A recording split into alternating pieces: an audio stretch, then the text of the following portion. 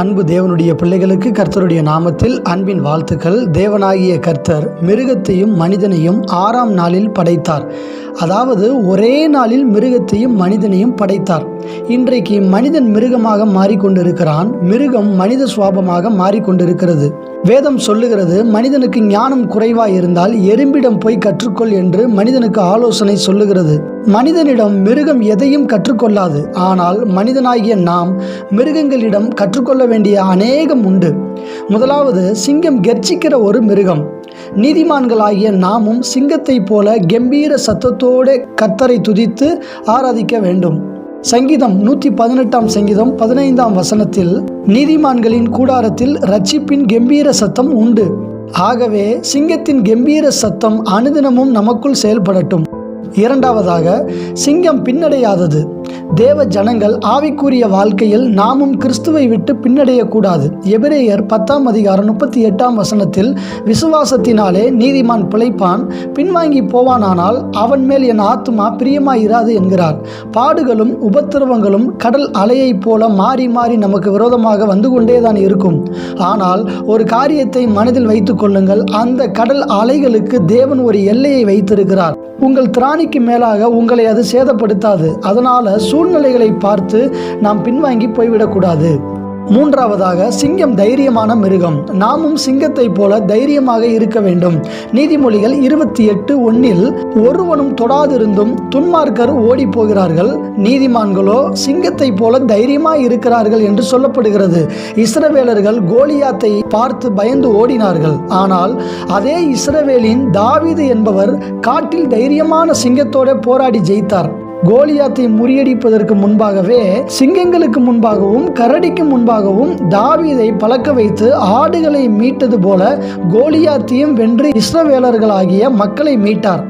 எபேசியர் 3:12, அவரை பற்றும் விசுவாசத்தால் அவருக்குள் நமக்கு தைரியமும் திட நம்பிக்கையோடு தேவனிடத்தில் சேரும் ஸ்லாக்கியமும் உண்டாயிருக்கிறது. நான்காவதாக, சிங்கம் பலமானது. நாமும் ஆவிக்குரிய வாழ்க்கையில் பலமுள்ளவர்களாக இருக்க வேண்டும். 84 சங்கீதம் 7 வசனத்தில், அவர்கள் பலத்தின் மேல் பலன் அடைந்து தேவ சந்நிதியில் வந்து காணப்படுவார்கள் என்று சொல்லப்படுகிறது.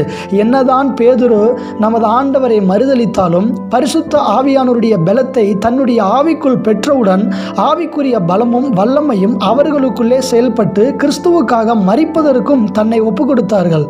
நாமும் தேவ ஆவியினால் பலனடைந்து அனுதினமும் முழு பலத்தோடு வாழ்வோம். ஐந்தாவதாக, சிங்கத்தினுடைய கெபி ஆகாரத்தினால் நிரம்பி இருக்கும்.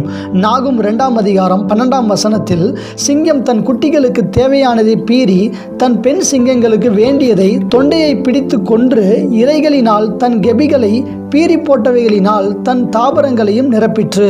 உலக காரியத்தில் சிங்க குட்டிகள் பட்டினியாக இருந்தாலும் நம்மை அவர் ஒரு நாளும் பட்டினி பசியாக வைக்க மாட்டார் என்று சொல்லுகிறது. இன்னொரு பக்கம் வேதத்தில் உபாகமம் 8 வசனத்தில் சொல்லப்பட்டபடி தேவ பிள்ளைகளுக்கு ஆகாரம் எது என்றால் வேத வசனம்தான். வேத வசனங்களை நமது உள்ளத்தில் சேர்த்து வைத்து கொள்ள வேண்டும். அவருடைய வாயின் வார்த்தைகளை எனக்கு வேண்டிய ஆகாரத்தை பார்க்கிலும் அதிகமாய் காத்து கொண்டேன் என்று யோபு சொல்லுகிறதை போல நாமும் அறிக்கையிட வேண்டும். ஆறாவதாக, சிங்கம் தன் குட்டிகளுக்கு ஆகார குறைவு இல்லாதபடி பார்த்து கொள்ளும். அதுபோல நமது பரம தகப்பன் நமது தேவைகளை எல்லாம் தருகிறார், சந்திக்கிறார். மத்தேயு 7:11 சொல்லப்படுகிறது, பொல்லாதவர்களாகிய நீங்கள் உங்கள் பிள்ளைகளுக்கு நல்ல ஈவுகளை கொடுக்க அறிந்திருக்கும் போது என்று சுட்டி காட்டுகிறார். ஒரு குழந்தை பிறப்பதற்கு முன்பாகவே தாயின் மார்பில் உணவு என்கிற பாலை தேவன் வைத்திருக்கிறார். ஏழாவதாக, சிங்கம் பயப்படாது.